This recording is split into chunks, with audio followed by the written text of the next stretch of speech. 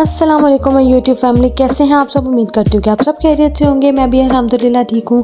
तो आज जो मैं आपके लिए जो वीडियो लेकर आई हूँ वो भी है टिप्स एंड ट्रिक्स पे। हमेशा की तरह जो मैं हमेशा आपके साथ जो है different tips and tricks share करती हूँ। इंशाल्लाह आज की वीडियो भी आपको बहुत ज़्यादा अच्छी लगेगी।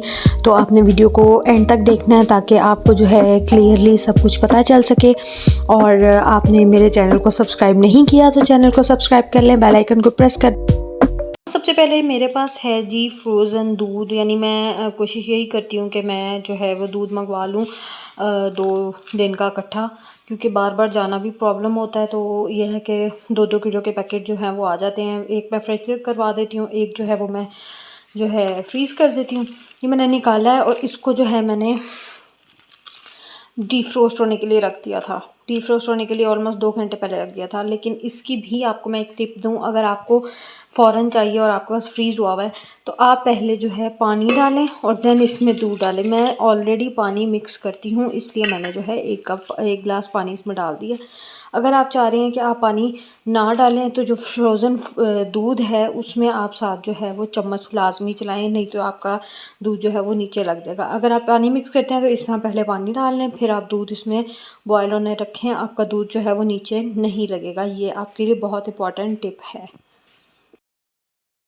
जैसा कि आप देख सकते हैं मैंने दूध बॉयल होने के लिए रख दिया और दूध में जो है अब जो बर्फ़ है वो बिल्कुल गोला नहीं बनी हुई, छोटी छोटी हो गई है, क्योंकि मैंने इसको 2 से ढाई घंटे डीप फ्रोस्ट होने के लिए रखा था और 1 गिलास इसमें पानी डाला था, क्योंकि मैं ऑलरेडी जो है पानी डालती हूँ। वैसे तो 1 किलो के लिए जो है वो 1 गिलास पानी डालती हूँ और 2 किलो के लिए 2 गिलास पानी डालती हूँ। आज मैंने 1 गिलास पानी डाला है। तो अब मुझे बताइएगा, मुझे कमेंट में लास्ट में बताइएगा कि कौन कौन जो है वो पानी डालता है। तो मुझे टिप भी बताइएगा कि आपको कैसी लगी, क्योंकि बहुत से जो है ना घरों में ये मसला होता है कि दूध लग जाता है और दूध में स्मेल होती है। तो ये सबसे अच्छी टिप है, आप इसको फॉलो कीजिएगा तो आपको लाजमी पता चलेगा कि दूध जो है वो नीचे नहीं लगेगा। और दूध बॉयल करने की ही मैं आपको नेक्स्ट टिप देती हूँ कि आपने अगर अपना कोई काम करना है तो कोशिश करें कि आप जो है इसको इस तरह की अगर आंच पे रख रहे हैं तो साथ आप जो है इसके ऊपर इस तरह से जो है वो लकड़ी का चमचा रख दें। आपका जो दूध है वो जो बॉयल कर रहे हैं आप लोग, तो उसको जो है सेफ़ रखिएगा, उबलेगा नहीं दूध, यहीं पे ऊपर आके तो रुक जाएगा। एक ये टिप हो गई। और इसके साथ ही एक और टिप आपको देती हूँ कि अगर आप चाहते हैं कि आपका दूध जो है वो ना उबले बॉयल होते हुए, तो हल्का हल्का यहाँ पे घी लगा लें। लेकिन मैं उसको इतना फॉलो नहीं करती, क्योंकि मुझे जो है वो घी वाला दूध बिल्कुल नहीं पसंद। वो ज़ाहिर है जब घी आप यहाँ पे लगाएंगे सारा तो वो तो अंदर भी जाएगा दूध में। तो जो लोग ऑयली दूध पसंद करते हैं तो वो तो ये कर लेंगे टिप। यानी 3 टिप्स मैंने आपको जो है दूध के हवाले से दे दी हैं। इसको आप इस तरह से रखेंगे तो दूध बिल्कुल भी नहीं उबल के बाहर आएगा और दूध को संभालना बहुत ज़रूरी होता है। तो उम्मीद करती हूँ कि आपको ये वाली टिप बहुत पसंद आई होगी। तो आइए चलते हैं अपनी नेक्स्ट टिप की तरफ। नेक्स्ट टिप भी जो है हमारी दूध के हवाले से ही मैं आपको दूंगी और आजकल के मौसम के लिहाज से भी दूंगी। जैसा कि अब आपको पता है कि सर्दियां आ गई हैं तो घर में जो है वो गैस का इशू बहुत ज़्यादा होता है। ऑल्दो कि मेरे पास जो है वो सिलेंडर है और 24 घंटे जो है वो गैस का इशू इतना नहीं होता, लेकिन जो नेचुरल गैस यूज़ कर रहे हैं उनके लिए बहुत प्रॉब्लम होती है। टाइमिंग्स होती हैं उनकी कि इन टाइम पे गैस आएगी और इन टाइम पे गैस नहीं आएगी। तो उनके लिए मैं जो है ये टिप लेकर आई हूँ और बहुत ही जो है वो अच्छी टिप है ये। तो आप ज़रूर इसको ट्राई कीजिएगा कि अब जैसे अब आप दूध बॉयल होने के लिए रख रहे हैं और गैस का टाइम ख़त्म होने वाला है और आप चाहते हैं कि जल्दी जल्दी दूध बॉयल हो जाए, तो आपने क्या करना है कि आपने जब दूध उबलने के लिए रखना है तो आपने जो है इसके ऊपर ढक्कन रख देना है। इससे जो है आपके जो है वो दूध जो है वो बहुत जल्दी बॉयल होगा और मतलब अगर 10 मिनट में जहाँ बॉयल होना है वहाँ आपका 5-6 मिनट में जो है वो दूध बॉयल हो जाएगा। इसको हीट बहुत जल्दी लगेगी बिल्कुल, बेशक आपकी जो है आँच इतनी ही क्यों ना हो, आप जो है वो दूध को जल्दी से बॉयल कर लेंगे। तो ये बहुत ही इफ़ेक्टिव टिप है, आप ज़रूर ट्राई कीजिएगा इसको और आपको जो है इसके रिज़ल्ट बहुत जल्दी पता चलेंगे। आप बेशक आज ही इसको जो है वो ट्राई कीजिएगा। जी, तो अब सेकंड टिप जो है आपके लिए वो बहुत ज़्यादा इम्पॉर्टेंट है, स्पेशली जो बच्चियाँ जो अब जो है वो स्टार्ट कर रही हैं कुकिंग, उनके लिए तो बहुत ज़्यादा इम्पॉर्टेंट है। जैसे कि अब हमारे पास टाइम कम होता है और हमें वेट लगाना होता है किसी चीज़ को। तो अब इस तरह से जब वेट चल रहा होता है तो इसको कभी भी मत उठाएं। लेकिन अगर आपके पास टाइम नहीं है तो भी मैं आपको बताती हूँ कि इसको उठाए बगैर हम किस तरह से स्टीम निकाल सकते हैं और अपने टाइम को और सिक्योरिटी पर्पज़ के लिहाज के से भी क्या ठीक है। तो इस तरह से मैं कुकर आपके सामने चल रहा है तो इसको मैं निकालूंगी और इसको मैं रखूँगी सिंक में, और ऊपर से मैं इसको पानी चला दूँगी तो सारी जो इसकी स्टीम है वो निकल जाएगी, जिससे जो है इसके फटने का भी मसला नहीं होगा। और इसका जो है हमें वो विसल जो हम उठाएंगे तो सारी जो इसकी हीट है वो भी निकल चुकी होगी। तो ये कितनी अच्छी टिप है आपके लिए, ये भी आपको अंदाज़ा हो रहा होगा, तो ज़रूर ट्राई कीजिएगा इसको। जी, तो टिप नंबर 3 भी जो है वो बहुत बहुत ज़्यादा इम्पॉर्टेंट है हमारे घरों में, हमारे किचन के लिए। जैसे कि खाना-पीना बहुत ज़रूरी है, उसी तरह से घर में जो है वो सफाई भी बहुत ज़रूरी है। तो सब्ज़ियाँ जब भी आती हैं तो बेहतर यही होता है कि हम सब्ज़ियों को जो है वो रखें भी, जहाँ प्रिज़र्व करें वो जगह भी हमारी साफ़-सुथरी हो। जैसे कि अब आपको पता है आलू और प्याज वग़ैरह जो होते हैं वो ख़राब भी हो जाते हैं पड़े-पड़े, क्योंकि उसमें हमारे इंसानों का तो कोई बस नहीं होता ना, वो तो खुद से ख़राब होने वाली एक चीज़ होती है, हो जाती है ख़राब। तो जैसे कि अब मेरे ये आप देख रहे हैं कि मेरी बल्कि टोकरियाँ हैं जिनमें मैंने रखा हुआ है। वैसे कुछ लोगों की होती हैं कि वो बिल्कुल ही वो स्टील की जो टोकरियाँ बनी होती हैं उससे जो है वो नीचे उसका जो है वो गंद गिरता रहता है। अब जैसे कि आपको निशान नज़र आ रहा होगा, ये आलू ख़राब हुआ हुआ था। तो अब खैर से सब्ज़ियाँ घर में आई हैं तो पहले भी कुछ सब्ज़ियाँ पड़ी हुई थी, तो मैंने यही किया कि पिछली दफ़ा जब सब्ज़ियाँ वगैरह आई थी तो ज़रा मैंने एक आलकसी दिखा दी थी कि मैंने कोई काम नहीं किया प्रॉपर्ली। तो फिर मैंने अब यही सोचा कि अब जो है सब्ज़ियाँ मैं प्रॉपर्ली इसकी जगह सेट करके फिर ही रखूँगी। तो मैंने जो है नीचे फ़ॉइल बिछाने के लिए फ़ॉइल काट लिया था और फ़ॉइल को मैं जो है अच्छी तरह से नीचे इसके सेट कर दूँगी। लेकिन मैं यही कोशिश करूँगी जो इसके सर्कल्स बने हुए हैं इन पे फ़ॉइल ना आए, सर्कल्स जो हैं वो क्लियर रहें, ताकि जी जो है सब्ज़ियों को हवा लगती रहे।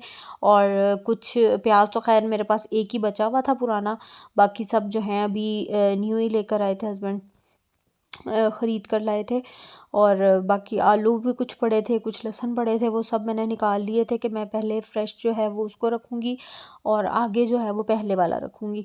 तो उससे पहले मुझे ये था कि मैं इसको अच्छी तरह से साफ़ कर लूँ। तो ये जो है मैंने पहले प्याज डाल लिए थे और फिर बाद में आलू वगैरह डाल दिए थे। तो इस तरह से जो है अब अपनी जो है बास्केट, वेजिटेबल बास्केट जो है उसको क्लीन कर सकते हैं। आपके लिए ज़रूरी नहीं है कि आप पेपर लगाएं, ज़रूरी नहीं है कि आप अखबार रखें उसमें, आप इस तरह से फ़ॉइल भी लगा सकते हैं। आपके पास बटर पेपर है आप वो भी रख सकते हैं, इसमें कोई इतना वो हार्ड एंड फास्ट रूल नहीं है कि आपने आगे क्या रखना है। तो इस तरह से जो है अपने किचन को ऑर्गेनाइज़ करना, किचन को जो है वो साफ़ रखना और किचन की जो है ना ये इन छोटी छोटी चीज़ों को देखने का जो है ना सिर्फ यही एक टिप होती है कि आप अपने आप में एक सेटिस्फेक्शन होती है आपको कि आप किस तरह से अपने आप को चला रहे हैं या अपने घर को किस तरह से चला रहे हैं।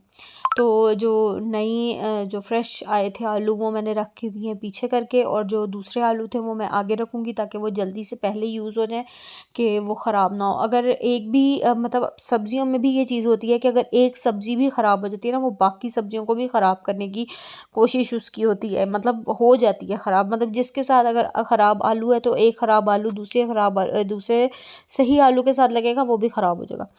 तो इस चीज़ को बहुत ज़्यादा देखा करें। इस तरह जो है अनाज की जो है ना वो ज़ाया नहीं होता अनाज, और ज़ाहिर है अल्लाह पाक की बनाई हुई हर चीज़ जो है वो एक नेमत है, तो नेमतों का शुक्र अदा करना चाहिए और नेमतों का जो है वो संभाल करनी चाहिए। तो इस तरह से जो है हम अपनी जो है वो बास्केट को सेट कर लेंगे, और लगे हाथों जो है ज़ाहिर है मैं इसको सेट कर रही हूँ तो साथ साथ जो है मैं इसकी डस्टिंग कर दूँगी, ऊपर नीचे से इसको अच्छी तरह से जो है वो क्लीन कर दूँगी ताकि एक दफ़ा जो है वो सफाई हो जाए। बाद में फिर झाड़ू वगैरह लगेगा तो ये जो नीचे मट्टी है उसको भी हम क्लीन कर लेंगे। तो उम्मीद करती हूँ कि आपको मेरी ये जो है टिप बहुत पसंद आई होगी। तो अब चलते हैं हम अपनी नेक्स्ट टिप की तरफ, जो कि मोस्ट इम्पॉर्टेंट टिप है। ये भी आजकल के हवाले से मैं आपको दूंगी कि आजकल जो है मछली का सीज़न है तो लोग मछली बहुत शौक से खाते हैं, और मछली फ्राई करने के लिए तेल भी बहुत यूज़ होता है।